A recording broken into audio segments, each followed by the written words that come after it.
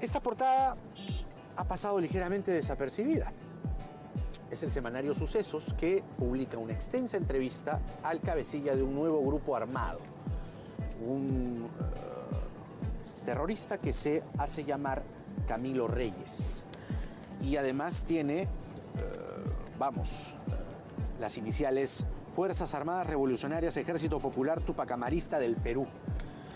Dice proseguir la línea del MRTA y dice ser aún más radical que el MRTA. Es cierto que la zona de influencia de este grupo, por lo menos hasta lo que se sabe, es el sur del Perú, frontera con Bolivia, y norte de Bolivia, y zona de montaña de Bolivia. ¿Pero qué está haciendo el gobierno? Ya tenemos cuando menos 3 flancos, ¿no? El Movadef en las calles, el sendero de los Quispe Palomino, y ahora esto.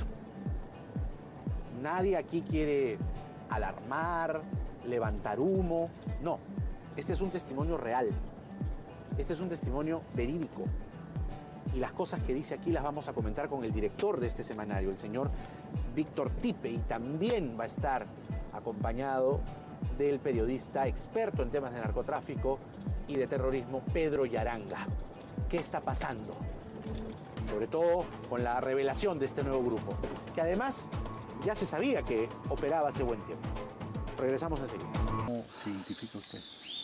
Bueno, mi nombre de guerra es Camilo Reyes. ¿A qué grupo pertenece usted? ¿Qué grupo encabeza? Bueno, nosotros somos parte de lo que fue el MRTA. Nosotros somos parte de las Fuerzas Armadas Revolucionarias Ejército Popular Tupacamarista. ¿Eso quiere decir que el MRTA ya no existe o es un grupo aparte? No, nosotros no tenemos ya nada que ver con los compañeros del MRTA. Es un rompimiento con la línea de Víctor Bolay. Sobre todo con una línea revisionista, con una línea que abandona principios. ¿Qué forma de lucha va a tener o su grupo? Fundamentalmente para esta época es una lucha política, es una lucha social. La construcción de un frente social de masas y un frente político de masas que nos permita recuperar espacios perdidos a partir de la arremetida reaccionaria de Alberto Fujimori. ¿Descarta usted la lucha armada o es que está empezando una lucha armada? Descartamos en esta época la lucha armada. La descartamos, pero creemos que el pueblo tiene todo el derecho. El pueblo tiene todo el derecho a seguir defendiendo las formas de lucha.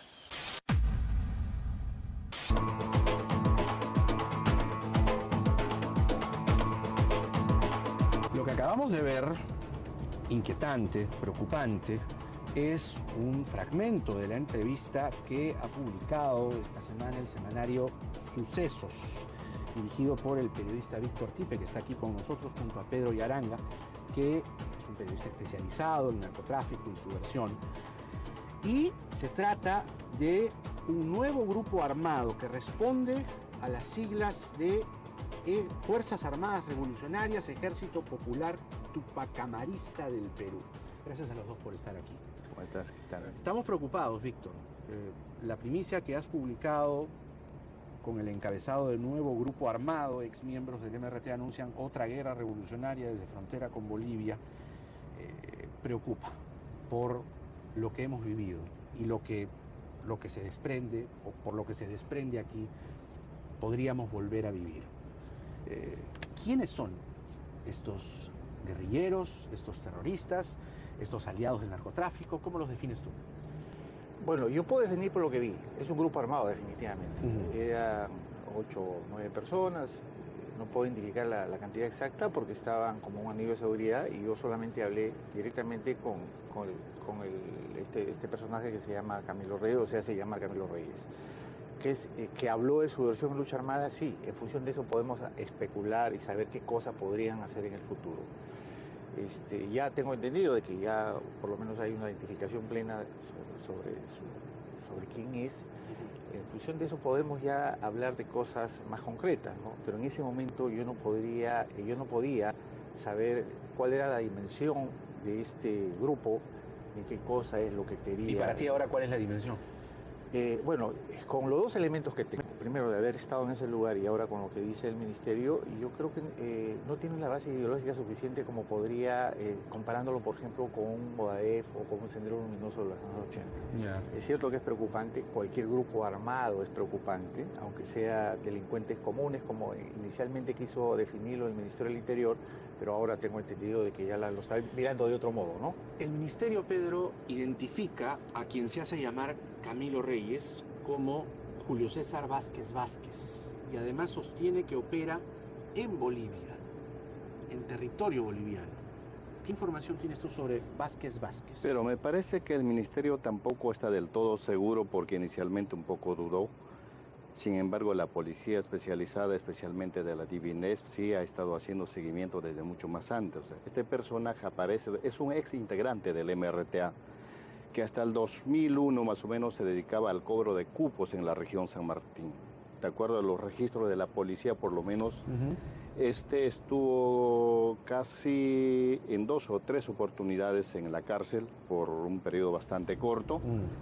Pero tiene un hermano que es Baudimio Vázquez Vázquez, que presumiblemente estaría por Chile, porque entre el 2002 al 2007 estos tuvieron contacto con las FARC, un grupo de Chile, de Bolivia y de Venezuela, que recibieron adiestramiento, sobre todo militar, ¿no? Y este personaje, más o menos finales del 2009, emite el primer vídeo, aparentemente de la región de San Martín, de donde es natural. Luego 2 o 3 vídeos de la región del Braem, y el resto ya es prácticamente de la frontera con Bolivia, ¿no? Pero lo cierto es que estos recibieron ese adiestramiento y todo se supo en la computadora de Raúl Reyes, quien fue abatido en el 2008, ¿no? Correcto. Ahí se llega a saber de qué personajes habían participado, y luego en el grupo monitoreado por Hugo Chávez sale en varias reuniones, ¿no? Claro. Víctor, el Ministerio del Interior dice que ellos operan en Bolivia, no en territorio peruano. ¿La entrevista se hizo en territorio peruano o en territorio boliviano? Bueno, nosotros fuimos por Bolivia. Yo no puedo estar seguro en qué punto, porque caminamos como 8 horas, muy cerca de la frontera, y es probable que haya sido en el punto fronterizo. No puedo decir si fue en Bolivia o en Perú, porque estamos en plena selva. ¿Por qué lo dices? Porque tuviste que ir por territorio agreste. Sí, fueron... ¿Con un emisario? ¿O cuántos emisarios? Sí, uno solo. 7, 8 horas de camino en la selva, a pie, en botas. ¿Y tú pudiste presenciar todo el camino? Porque se sabe que hay... de noche. De noche. Porque a veces a uno lo conducen incluso con los ojos vendados. No hubo en este caso no. No. Yo lo narro en la crónica que hemos publicado. Fuimos a Juliaca, de Juliaca hemos ido a Puno, de Puno a Desaguadero, cruzamos la frontera, llegamos a La Paz. Bueno, ya era muy tarde cuando llegamos a La Paz, eran las 12 de la noche probablemente, y ahí empezamos un trayecto, y ya pues de noche uno no puede ver por las carreteras. Y cuando amanecimos, la primera era una ciudad en la selva. ¿En la selva peruana? No, estábamos en Bolivia. En Bolivia. En Bolivia. En Bolivia. Y después hemos seguido mucho tiempo más. Hay una ruta conocida del narcotráfico, Pedro, entre Bolivia y Perú. ¿Es posible que este grupo opere en los dos países? Por lo que se presume, sí, porque desde Madre de Dios hasta Puno la frontera es bastante amplia, pero este grupo me parece que está más cerca a Puno, aprovechando la parte de la selva, y encima de que la mayoría de los vuelos, por ejemplo, está también en la parte de Sandia, ¿no? En Puno, pero me parece que estos trabajan con los traqueteros que van por tierra, que las salidas son pues una cantidad empezando por el lago Titicaca, ¿no? ¿De qué viven? Obviamente el narcotráfico, y al parecer en el grupo de este señor me parece que están actuando algunos ex integrantes también de Sendero Luminoso. Por lo menos hay 2 casos que han sido capturados en Perú, luego lograron fugar después de un año de captura. ¿Qué facción de Sendero? De los Quispe Palomino. Ya. Y en Bolivia igualmente hicieron la misma táctica y fugaron. Desde ahí no se supo más, pero pareciera que este grupo estaría actuando junto con esta persona, ¿no? Lo que todos están preguntando a partir de esta primicia que has publicado en Sucesos es ¿qué buscan? ¿Qué están buscando estos señores? Bueno, evidentemente el poder, ¿no? Eso lo dice claramente, es una lucha por el poder en base a una cierta ideología como es el marxismo-leninismo. No es usar, perdón, estas mascarillas o estos símbolos para de alguna forma encubrir su actividad más próxima al narcotráfico. Cuando yo le pregunto por la autofinanciación, dicen que son actividades propias y hay una cosa preocupante, y lo dice ahí en la entrevista, ¿no? Retenciones políticas, que es secuestros. Retenciones políticas, Sí. que era, hay que recordarlo, una actividad Claro, exactamente, recurrente en de, los años 80. de MRTA. Exactamente, en los años 80 recordemos que tuvieron múltiples secuestros. Uno de los más sonados fue Héctor Delgado Parque. Claro, Así de es. varios mineros, empresarios, etcétera, ¿no? Muchos de ellos murieron. Entonces, eso para mí es lo más preocupante, más allá de la especulación si es narcotráfico o no, porque no se sabe en qué momento podrían secuestrar a una persona, es como ocurrió en los años 80, ¿no? ¿Podemos, Pedro, estar confiados del comunicado del Ministerio del Interior cuando dice que realizan actividades de vigilancia y están neutralizando cualquier intención de este grupo? Imposible, ¿Por qué? porque por lo visto desde el año pasado lo que más está preocupado el Ministerio del Interior, además por las exigencias de la población, más está actuando en seguridad ciudadana y el crimen organizado, pero solamente en la capital Callao y un poco de la parte del norte. En conjunto, o sea, ni la seguridad ciudadana a nivel nacional no está cubierta, pero hay un total descuido en cuanto a narcotráfico y terrorismo. Y esto que salió hasta la identificación, en realidad esta persona estaba identificada hace tiempo.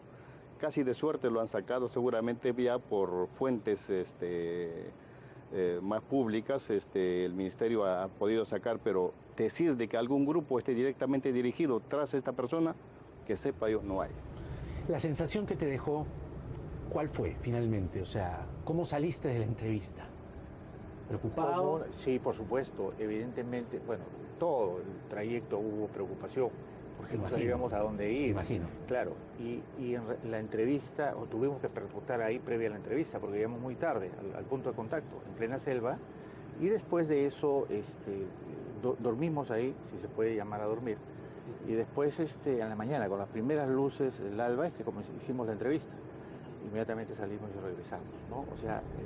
Te digo la preocupación porque, vamos, hemos vivido hace 20, 25 años. Y el camino fue de Algo conversación con el reportero gráfico que me acompañó y decíamos, ¿qué va a pasar después, no? ¿Qué va a pasar después? Porque evidentemente ver a una figura de esa naturaleza con un pañuelo rojiblanco cubriéndole el rostro, te retrotrae a las épocas de la residencia, por ejemplo. Exacto. ¿no? Yo inmediatamente vi esto y dije, Polay. Perdón, Serpa. Serpa. Bueno, por ahí también, pero Serpa, dije. Y un poco más antes, la entrevista que le hacía Alejandro Guerrero en los años 85 a Víctor Polay, la primera vez que aparece en público, ¿no? Eso era el preludio de una etapa muy dura para el Perú, una época violenta. Entonces, verlo en plena selva, con esa característica, evidentemente es preocupante, ¿no? Y eso es lo que un poco nos acompañó hasta estos días, porque no se trata de tiempos buenos. Por más que se trate de minimizar, siempre un grupo armado preocupa. Claro. Y como vemos en las fotos, no están con las manos vacías, tienen metralletas. ¿Tú crees que este grupo está focalizado en la zona del sur del Perú, del norte de Bolivia? ¿O crees que puede avanzar y hacer algún empalme con los Quispe Palomino? Porque si hay remanentes de Sendero de Quispe Palomino con estos grupos, ¿cuál puede ser la conexión que pueden tener? No son remanentes, pero son disidentes del grupo de los Quispe, disidentes del grupo. Creo que este grupo jamás podría juntarse con los Quispe Palomino, sí, porque la línea que persiguen es totalmente diferentes, ¿no? Lo otro, obviamente, un grupo por muy pequeño que sea y con armas de guerra, de alguna manera es peligroso y eso hay que tener cuidado. Pero decir que este grupo pueda avanzar políticamente es poco probable.